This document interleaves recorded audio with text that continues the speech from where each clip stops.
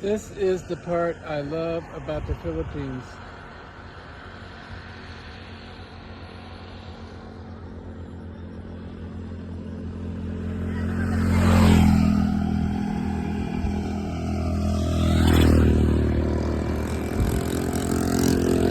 Unfortunately, I don't see enough of it. So much fear here. My wife is afraid to go riding without escort.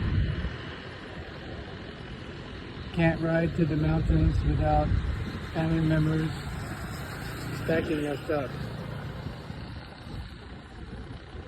What a horrible thing to live in such fear that you stay on the porch your whole life and don't get to enjoy all that is around you.